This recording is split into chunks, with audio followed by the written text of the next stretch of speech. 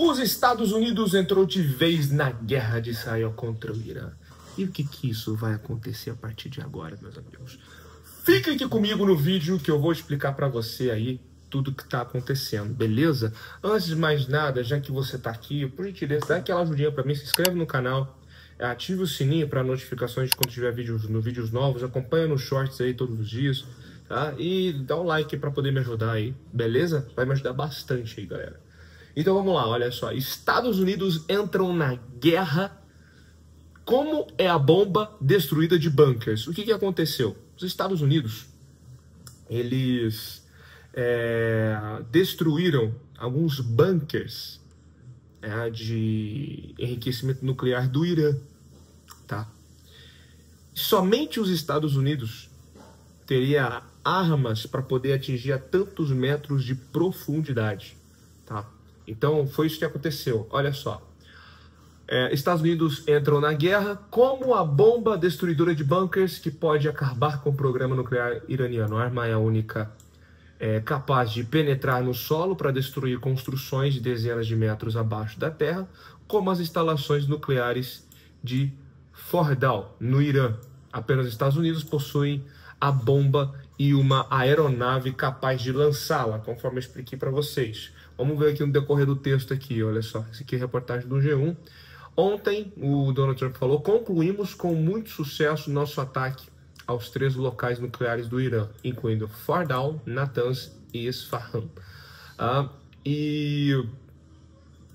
Aqui fala que eles utilizaram o Massive Ordnance Penetrator, penetrador massivo de artilharia. É uma classe de bombas capazes de perfurar e destruir bunkers de dezenas de metros de profundidade. O problema para Israel é que suas forças militares não possuem a MOP em seu arsenal, nem aviões apropriados para lançá-las. Apenas os Estados Unidos têm aviões necessários para lançá-lo. O que acontece, tá? O que aconteceu aí? O que essa escalada, a entrada dos Estados Unidos na guerra vai causar para o mundo? Pode causar muita coisa, tá? Essa guerra pode causar muita coisa para o mundo, tá? Por quê?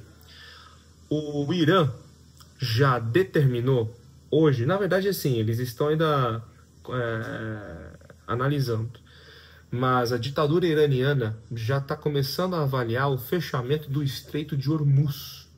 Vou mostrar para vocês o que é o Estreito de Hormuz, tá? O Estreito de Hormuz. Aqui, deixa eu entrar aqui. Estreito de Hormuz.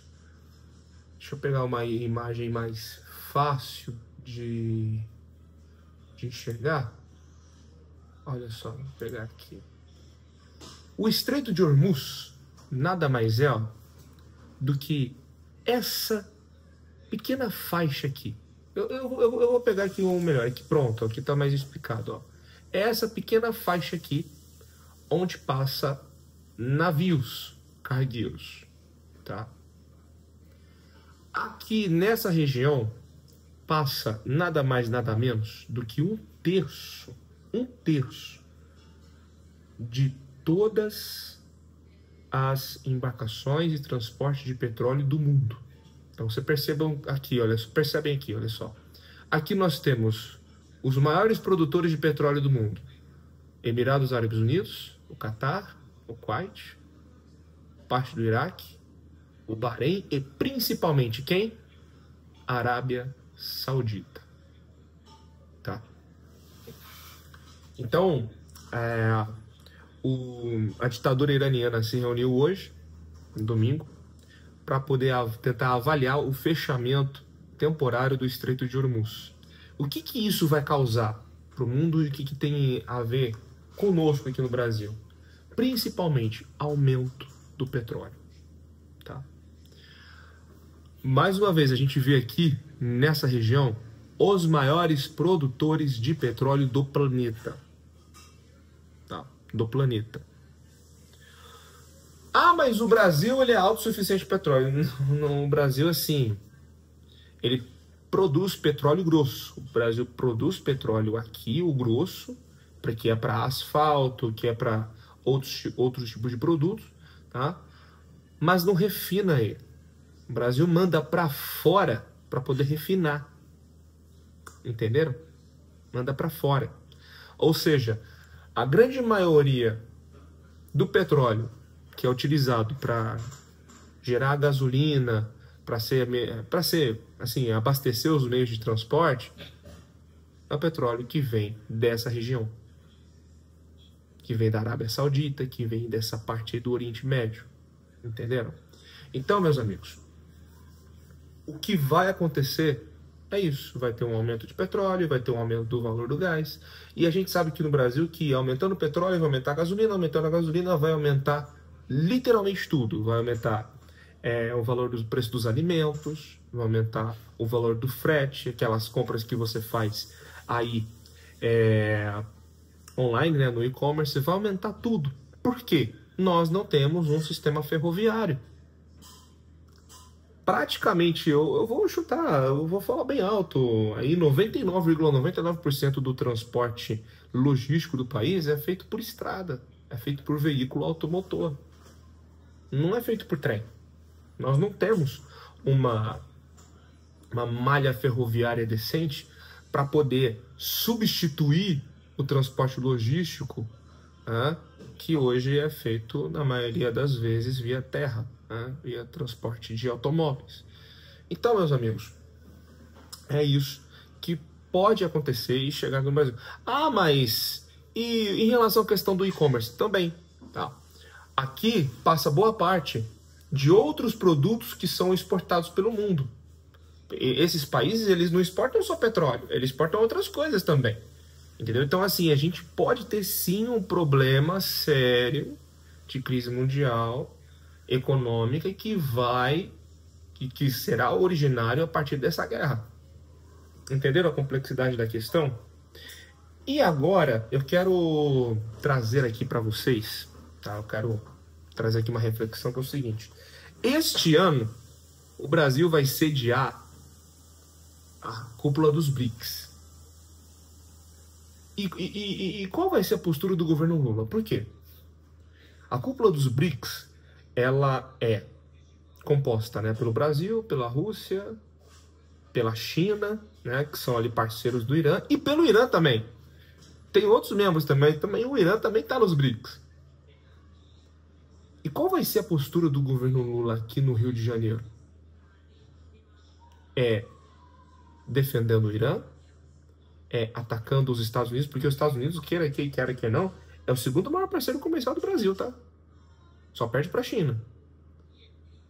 Os Estados Unidos é o segundo país que mais compra do Brasil. Então, entrando numa rota de colisão com os norte-americanos pode dar problema econômico. Entenderam? Qual vai ser a postura do governo Lula? Esse é o desafio. Essa é a questão. Tá?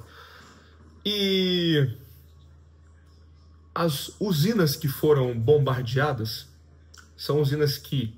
por que tá tendo na verdade, essa guerra aí entre Israel e Irã? Bom, aí é uma questão um pouco mais profunda, né? Mas eu vou falar aqui para vocês é o seguinte: o Irã, ele é um país persa, de cultura persa, e também os seus líderes, eles são religiosos, né? O regime dos ayatolás. Justamente por ser um país persa, eles são de uma cultura muçulmana chamada xiita, tá? Eles não são árabes, eles são persas. O que acredita o xiita? Que o xiita, ele acredita de que para a liderança, né, a descendência da religião islâmica, ela tem que ser para quem é descendente de Maomé. E os persas, de alguma forma, acreditam nisso. Já os árabes são sunitas, tá? Os árabes são sunitas, eles acreditam, o sunita, ele acredita que a descendência da religião, ela não precisa ser de descendentes de Maomé, qualquer um pode ter a sua liderança. Então, assim, a Arábia Saudita, por exemplo, é um país árabe, eles são sunitas. E o Irã, ele tem problemas ali regionais com dois países, a Arábia Saudita, justamente por essa linha ideológica da religião ser diferente, e Israel, por ser o único país não islâmico, né, de religião não islâmica, naquela região, e é um país democrático. Então, assim, o Irã, o regime dos ayatolás, eu não vou falar do Irã, porque os iranianos sofrem com o regime ditatorial que tem lá. Os iranianos sofrem. Então, assim, os ayatolás, eles veem tanto a Arábia Saudita como Israel como os seus inimigos na região, que atrapalham a sua influência. E naquele ditado, o inimigo do meu inimigo é meu amigo, Israel e Arábia Saudita já fecharam acordos econômicos, né, para fortalecer os seus laços e enfraquecer ali a influência do Irã. Pois bem, por isso que ao longo dos últimos 25 anos, o Irã ele tem enriquecido urânio.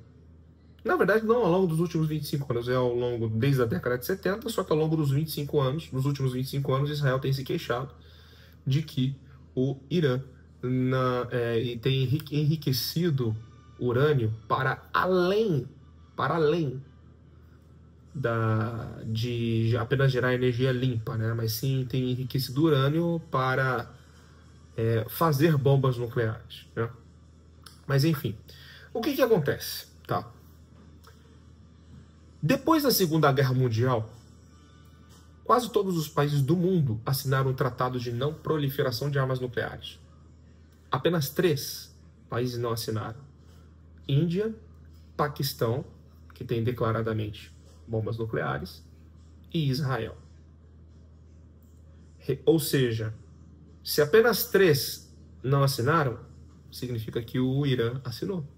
O Irã assinou o Tratado de Não Proliferação de Armas Nucleares. E o compromisso de apenas enriquecer urânio para fins civis, como geração de energia e tudo mais. Ok. Ocorre que, desde o começo dos anos 2000, durante o governo do Mahmoud Ahmadinejad, que era ali o primeiro-ministro, o presidente do Irã na época, inclusive muito amigo do Lula, né, na época, para quem se lembra, Lula vivia se reunindo aí junto com Ahmadinejad sempre, né? Israel se queixa do enriquecimento de urânio do Irã para fazer bombas nucleares, ou seja, mais de 20 anos. E para poder fomentar essa treta, para poder fomentar essa briga, né, de influência, o Irã ele sempre financiou grupos terroristas como o Hamas, como o Hezbollah, como os Houthis, né, para atacarem Israel, para destruir o Estado de Israel. E aí, destruindo o Estado de Israel, ele consegue ter maior influência ali na região. Ah, mas o Irã defende os palestinos? Não defende os palestinos, não defende os palestinos, de jeito nenhum não defende. Porque o Irã tem um território 10 vezes maior que o do território de Israel, ou seja, ou até muito mais do que isso, e poderia fornecer pelo menos um espaço ali, uma faixa de espaço do seu território para os palestinos, né? Então, se o Irã realmente pensasse nos palestinos, ele faria isso, mas nunca fez nada disso. Sempre foi questão relacionada à influência regional e poder regional. Só isso, tá? Só isso. O Irã nunca teve nem aí com os palestinos. E o Hamas usa os palestinos, assim como os traficantes usa os moradores civis das favelas aqui do Brasil, ou seja, se encastelam atrás do povo civil, né, para poder fazer aí as suas arruaças, né, os seus terrorismos, né, a sua bandidagem, e se quem está sendo prejudicado acaba agindo, né, acaba atacando em legítima defesa, olha só, a culpa é do cara, olha só o que ele está fazendo aqui, está tendo genocídio, enquanto na favela que a polícia não pode subir a favela, que se tiver troca de tiroteio e morrer gente inocente, a culpa é do policial. Com Israel, a relação Israel e Hamas é a mesma coisa, né? O Hamas vai lá, sequestra um monte de gente, faz o maior atentado terrorista até então que aconteceu lá no dia 7 de outubro de 2023, a Israel vai revidar, né? Como pelo fato dos esconderijos do Hamas eles ficarem abaixo de hospitais, ficarem abaixo de escolas, ou seja, sempre ficavam escondidos, né, embaixo de locais civis, Não, a culpa é de Israel que está matando um monte de gente. Não, a culpa é de quem usa as pessoas como escudo. Aqui no Brasil, os traficantes usam as pessoas como escudo e o Hamas faz a mesma coisa com os palestinos. A mesmíssima coisa, tá? Então, assim, agora voltando aqui na questão do enriquecimento de urânio. Então, Israel sempre queixou disso. Em maio agora, as agências de regulação de energia nuclear estiveram no Irã e detectaram que houve um aumento de 60% no enriquecimento de urânio. E com muitas informações ainda que o Irã, o regime dos ayatollahs, estavam escondendo dessas agências regulatórias. Então começou a se levantar uma suspeita de que, num período de curto prazo, o Irã poderia ter 9 ogivas nucleares. O que vai acontecer? Tá? 9 ogivas nucleares para poder fazer bomba nuclear. O que vai acontecer, ou pode acontecer daqui para frente? É simplesmente o Irã fazer igual a Coreia do Norte fez, rasgar o tratado. A Coreia do Norte fez isso. E hoje a Coreia do Norte tem 30 ogivas nucleares. Tá? Então isso pode acontecer. Portanto, meus amigos, essa guerra ela tem um potencial de gerar uma crise econômica no mundo inteiro. Tá? E um potencial gigantesco de virar uma terceira guerra mundial. Vai virar uma terceira guerra mundial? Provavelmente não. Teremos guerras aí fragmentadas, espalhadas pelo mundo, né? Colocando em conflito países ocidentais e países do regime ditatorial, né? O que a gente fala de o eixo das ditaduras. Né? Eixo das ditaduras, que nada mais é um grupo composto pelo Irã, pela China, pela Rússia, pela Coreia do Norte. Então nós teremos isso. Muito provavelmente, ao longo, né, dos próximos anos, a China vai invadir Taiwan. Muito provavelmente teremos novamente a guerra entre as Coreias, né, a Coreia do Norte e a Coreia do Sul. Né? Rússia e Ucrânia estão na sua guerra. Israel e Irã também, ou seja, não teremos exatamente uma guerra ocorrida num único local, como foram as primeiras guerras mundiais, ocorrendo ali na Europa, com vários países guerreando ali no território europeu. Não. Muito provavelmente vamos ter várias guerras fragmentadas, colocando os grupos antagônicos, os governos ocidentais contra os regimes ditatoriais de outro lado, tá? E eu quero saber sua opinião sobre isso. Qual vai ser, o que você acha que o Brasil vai passar por isso? Você acha que o Brasil vai sofrer, assim como todo mundo vai sofrer uma grande crise, um grande problema econômico, principalmente no petróleo, mas quais serão as outras consequências em relação a isso? Quais serão as colaborações em que os nossos governos, né, o governo atual e o próximo governo, vão ocasionar para que a gente viva problemas aqui no nosso país relacionados a isso? Eu quero saber sua opinião aí, escreva nos comentários. E novamente, não esqueça de curtir, seguir, ativar o sininho para mais notificações de vídeos. E vamos nessa. Um grande abraço e até mais.